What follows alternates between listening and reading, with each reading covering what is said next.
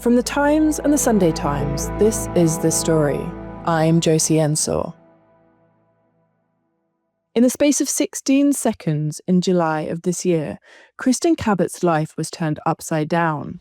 Oh, look at these two. All right, come on, you're okay. The married mother of two was enjoying a Coldplay concert in a stadium near Boston in Massachusetts when her face was suddenly beamed up onto the screens. A Kisscam had spotted her swaying in the arms of a man behind her.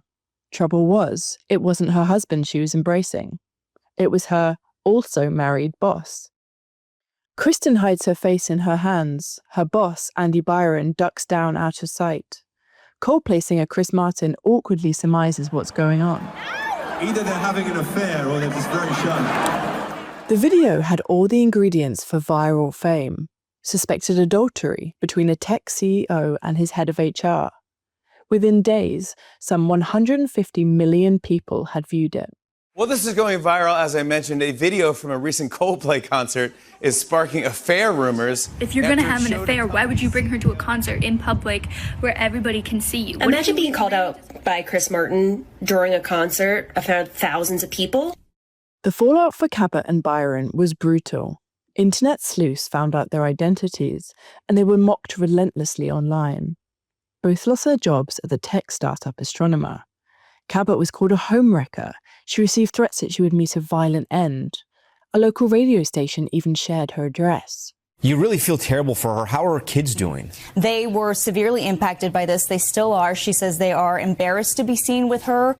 I have a contact in PR who represents women monstered by the media. She had taken on Kristin Cabot as a client back in August, but it would be months before Kristin was ready to talk. Both were keen to speak on the very real epidemic of cyberbullying and how the online mob can mobilize to destroy a person's life. Cabot was open. She held nothing back.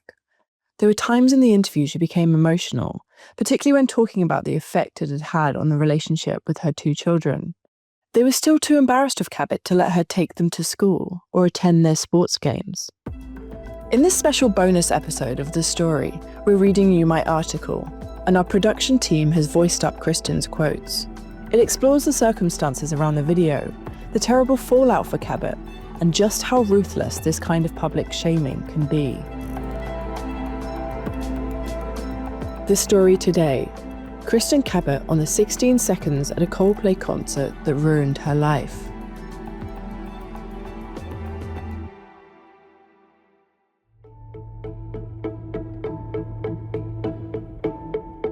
Everything just flashed before my eyes, Kristin Cabot recalls, of the moment Chris Martin ruined her life at a Coldplay concert in July. The moment in question, an embrace with Byron, her married boss, was caught on a Kisscam, filming the audience in Boston. Either they're having an affair or they're just very shy, Martin joked as the pair ducked and hid their faces. A 16-second clip, filmed by another concert goer and posted to TikTok, became one of the most viral videos of all time, receiving 150 million views within days. It rallied an online mob bent on destroying the lives of Cabot and Byron, who were widely assumed to have been caught cheating. Cabot, 53, had never spoken publicly about her ordeal. Until now.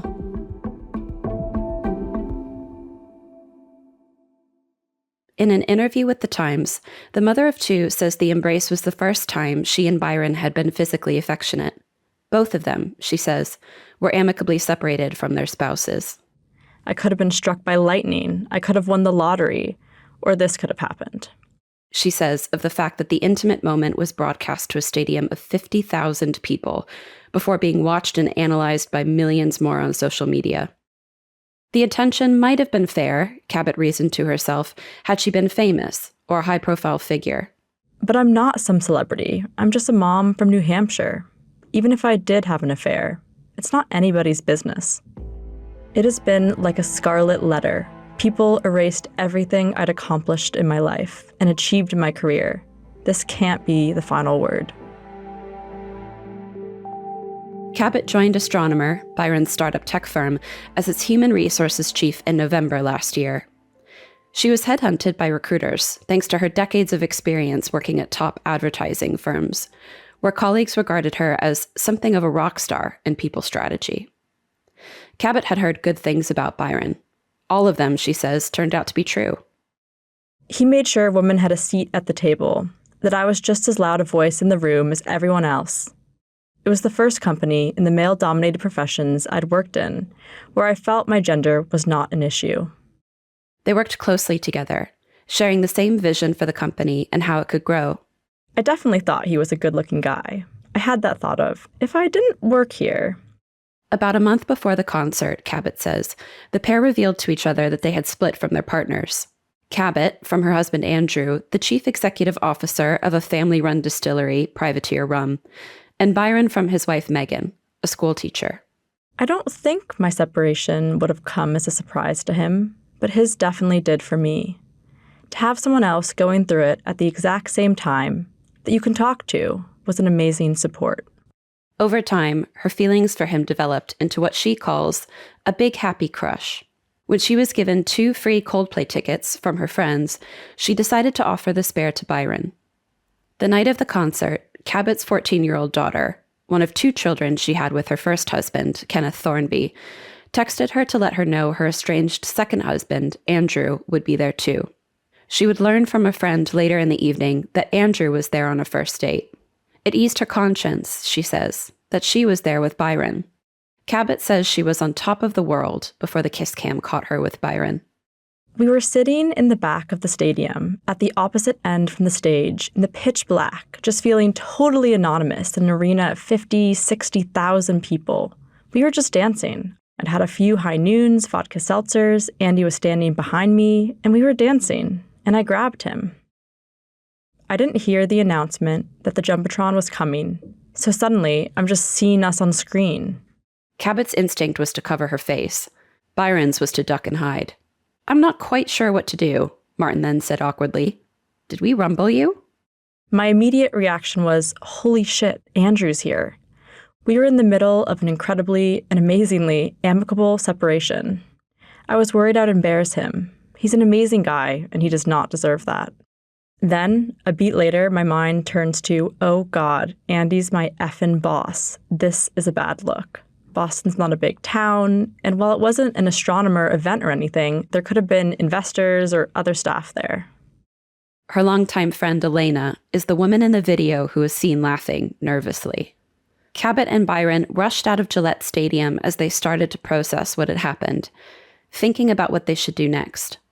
They agreed they needed to send a joint email to Astronomer's board of directors, in case the news got out. They got a taxi back to where they had parked their cars. It was pretty silent. All I could think about was, Andrew is going to kill me. And what do we do about our jobs? Byron and Cabot drove back to hers, more than an hour away in Rye, New Hampshire. During the drive, she received a text from an old friend who had been at the gig but did not know she and Andrew were separated. It read, "Dude." Cabot and Byron then parted ways and later spoke on the phone around midnight for several hours, strategizing the wording of their email to the board. At about 4 a.m., her husband Andrew, who had not said anything up until this point, sent her a screenshot of the video online with the message, "I think you should know this is out there."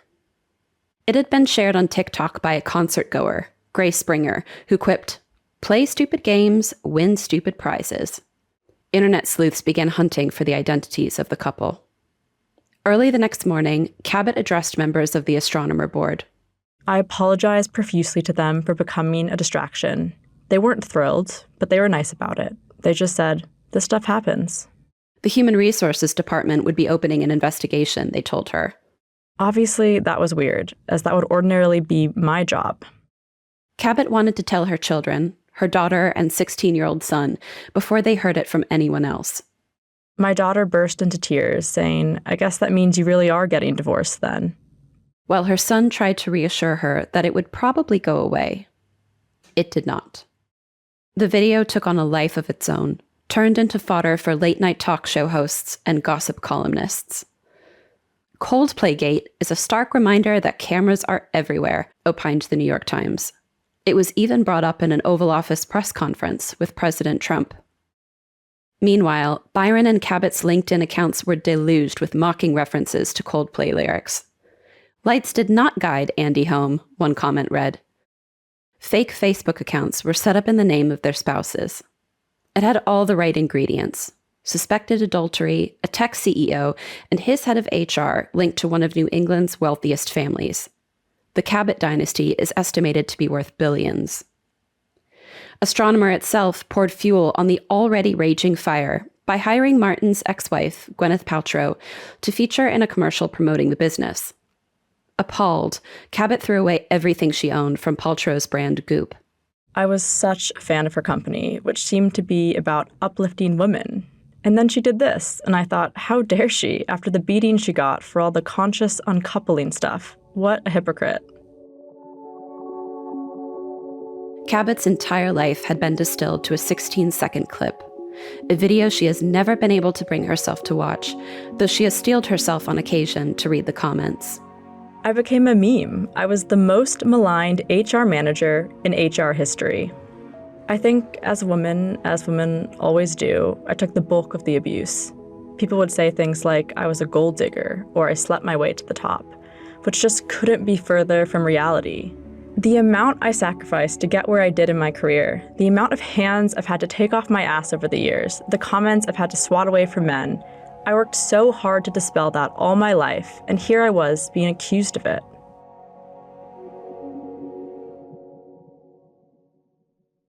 After the video went viral, she retreated to an Airbnb in the New Hampshire mountains for a few days. She describes being in too dark a place to parent her children. Byron resigned that same week. Astronomer's investigation concluded there was no evidence of an affair between him and Cabot, though the board wrote that the company's leaders are expected to set the standard in both conduct and accountability, and recently, that standard was not met. Cabot stepped down shortly after. There was a lot of noise about me not taking accountability, but what actually happened is the board said, please stay. And I said, how? Given my job is to be the one to show people how we are expected to behave, our standards, our values. If it hadn't turned into what it did online, I could have stood up and said, it was a really bad decision, and I regret it. I'm so sorry for the position I put you all in, but I'm committed to this place, and stayed in my job. Cabot and Byron kept in touch for a short while, exchanging crisis management advice, but they have not spoken since. Cabot says she was saddened that no one from Coldplay's team ever reached out or released a statement that might have helped turn down the heat on a scandal she believes Martin had helped manufacture. A spokesman for Coldplay declined to comment. Cabot filed for divorce from Andrew in August, formalizing the end of a short and ill-fated marriage. The status of Byron's marriage is not known, though he and his wife were pictured enjoying a picnic together on a beach in Maine in late September. They did not respond to a request for comment. In the weeks and months after the concert, Cabot received thousands of emails, texts, and even letters to her home, calling her a homewrecker and recommending ways she could meet a violent end. Her local radio station had shared her address, and she started getting threatening messages from people warning her they knew where she got her coffee and filled up her car. Throughout her ordeal, she wondered if Byron was experiencing the same level of abuse she was. I'm sure a lot of people will say, this is such a dead story, why bring it back up? But it's not over for me. It's not over for my kids. The harassment never ended. To this day, mothers still gossip about her in the playground. Strangers shout profanities at her on the street. Her children are still too embarrassed to let Cabot pick them up from school or attend sports games. They're mad at me, and they can be mad at me for the rest of their lives. I have to take that. She lost friends and even family members who never reached out after the incident. She has been looking for another job, but has been told she is unemployable. The impact of public shaming on its subjects has been studied at length. Statistics show that women are shamed more often and more intensely than men, especially when it comes to issues such as body image and workplace behavior. People can't resist amplifying someone else's worst moment. Psychologists say that's because it works to deflect from our own anxieties about success, failure, and power.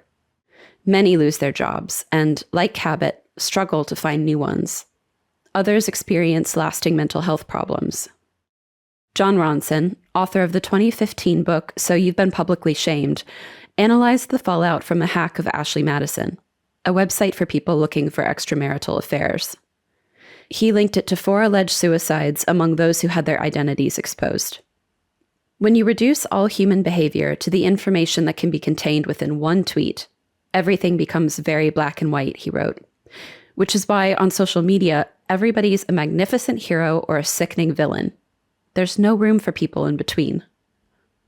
Amid the fallout, Cabot hired a communications consultant, Dini von Muffling, who is no stranger to rehabilitating the images of women monstered by the media, having represented both Monica Lewinsky and the late Virginia Giuffre. Together, they hope to create awareness around the real-life consequences of vigilante-like online mobs rallying to the cause of destroying someone's life.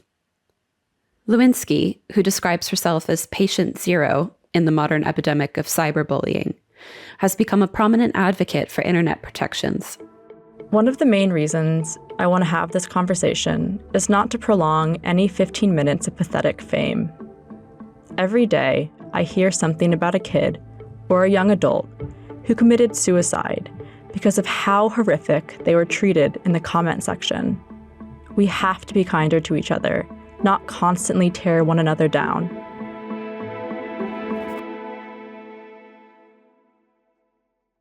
This bonus episode of The Story was produced by Harry Stott and Sophie McNulty.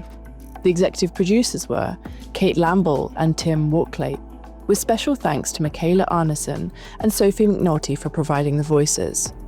Thanks for listening. We're back tomorrow.